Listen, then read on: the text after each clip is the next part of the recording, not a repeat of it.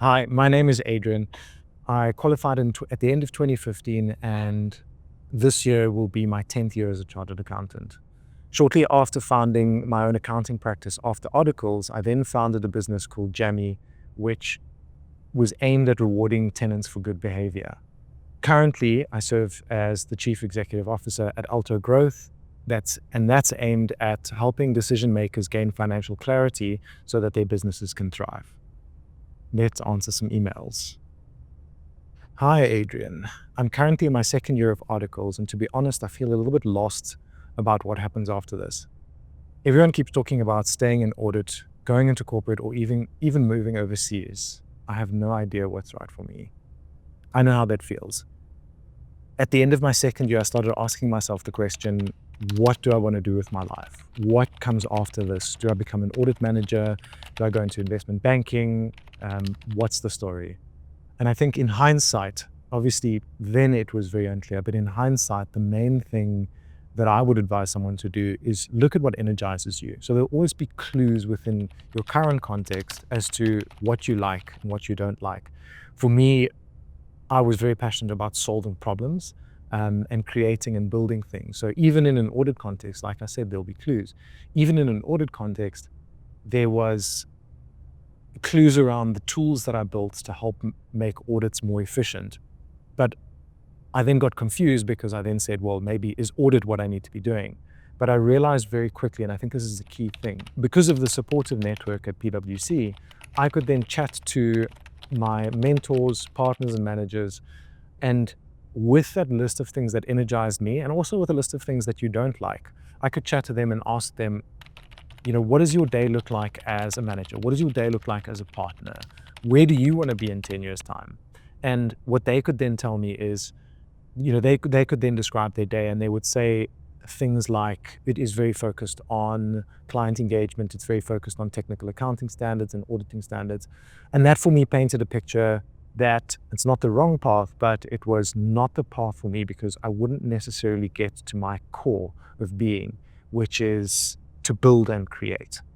So if I could sum up and say one piece of advice, really look at what energizes you, really try and understand your personal values and what drives you, even to a point where you can understand what your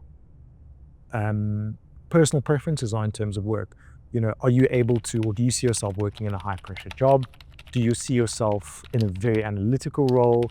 Do you see yourself in a flexible working environment? Is that what's important to you? And if that's the case, then build out a picture of what that looks like, and then start talking to people. Reach out to people on LinkedIn in the industry that you think that you want to get into, or the role that you think that you want to get into, and ask them, have that in the back of your mind, and ask them questions that will give you the answers to that. And you'll very quickly, if you're not deadline driven or you don't want to work under pressure, you might work under pressure well, but you'll realize that maybe then I won't become an investment banker because that's in a high pressure environment. Next email. I'm deep in busy season right now, and I'm wondering, does work-life balance actually exist after qualifying, or is it just more of the same? Now that you're further along in your career, how do you manage your time, stress, and personal life? I'd love some real talk on this, because right now it feels like balance is just a myth. So first of all, articles is notoriously hectic, and whilst it is possible to have balance, I think through good boundaries and setting good expectations and communicating clearly with people that rely on you to deliver the work, you also have to realize that this might be a stage that you're in. Obviously notwithstanding a severely toxic environment or an abusive environment. But for me, if you're asking now what I do, first of all, the things that I stress about now are very different to what I used to stress about then, obviously because the role is different. But in terms of how to deal with work-life balance, I've got very clear boundaries within myself, where I like to follow a goals-driven approach. So I'll actually start with the goals and where I want to get to, and that doesn't have to be set in stone, but you need some goals. And with those goals, looking forward into the future and basically mapping out the path to get to those goals. So my week is actually quite detailed in terms of how I plan it. Doesn't always go to plan, but if you had to read my calendar, you would see the activities that I do in my calendar match to the goals that I want to do. And that will also give you a very clear picture around how much time am I actually spending at work. Like I said, there will be periods where you do need to push. As an entrepreneur, there's times where it is late nights, but I also know that that's not for a sustained period of time.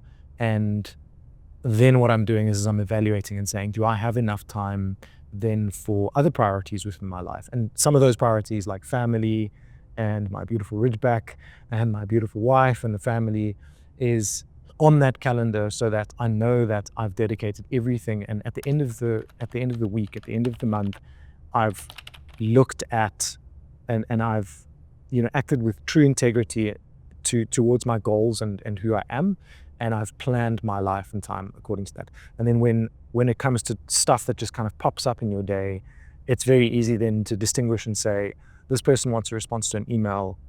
I do need to respond, but it's actually not really a priority for me. So I'm going to deprioritize that and focus on the things that I want to focus on.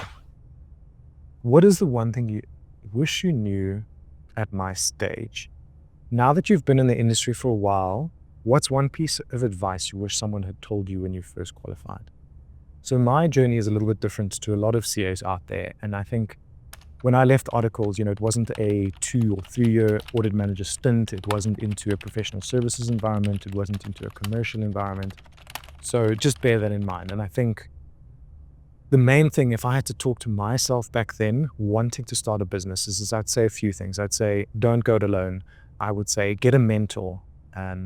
I would say, someone who understands you and how you work, and maybe even some of the personal side of things, like your triggers and your strengths. And with that mentor, really look to plan. Like I said, when you're starting a business, things don't always go to plan. Sometimes the business in 6 months is completely different to what it was when you started. But if you're planning ahead of that, you can then ask your mentor to evaluate your plan. So I spent quite a bit of time, obsessing over something that I thought could work for quite a lot of time. So for about a year. And in doing that, if I just asked a mentor and he said, he might have said something like, I don't have the answer as to whether this will work, this product that you're trying to launch, but I can tell you that you need to have certain answers for product market fit, for example, and do certain tests in order to determine. And in hindsight, that then would have been a 1 month journey, do a prototype, send it out, see if the market responds, save a whole year, market didn't respond, and now you've saved 11 months of time because you planned and you didn't go it alone.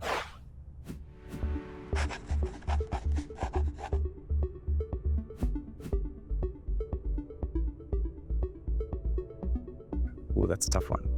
So I think with feedback, you have to realize that taking it personally is going to get you nowhere. And feedback, really at the heart of it, if it truly is feedback, is something that's going to make you better. So I think the first thing is to understand what the person is saying. Don't react in the situation, but also understand if that feedback is specific. If the feedback isn't specific, it might be personal, but if the feedback is specific, it's something that you can specifically work on. And in doing that, you become a better professional afterwards.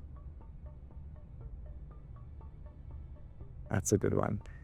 I think that you need to be tough in business and harsh. I think people are realizing that people drive businesses, and treating people correctly and valuing people is the most important thing to becoming successful.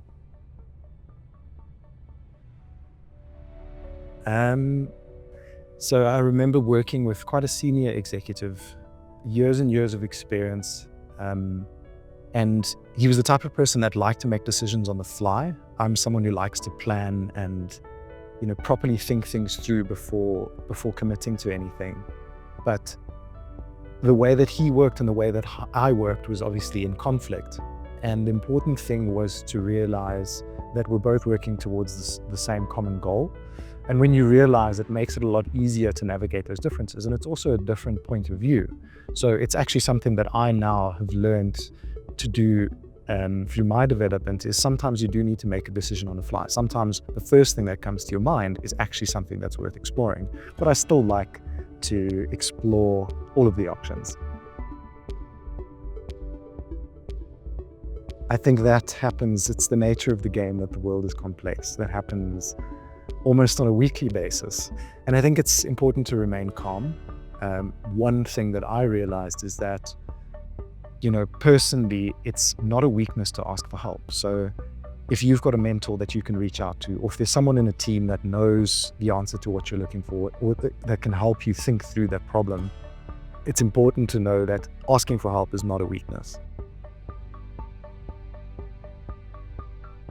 I think having all the answers, you don't really need to have all the answers. I think it's important just to leverage your environment and create an environment where you can get the best answers through your team. If you can create an environment of collaboration, then you don't need to have all the answers. It's important to have humility in a professional sense, and people aren't expecting you to have all the answers. So professional humility and a combination of being able to think things through, and also relying on people around you to help you think through tough problems is important.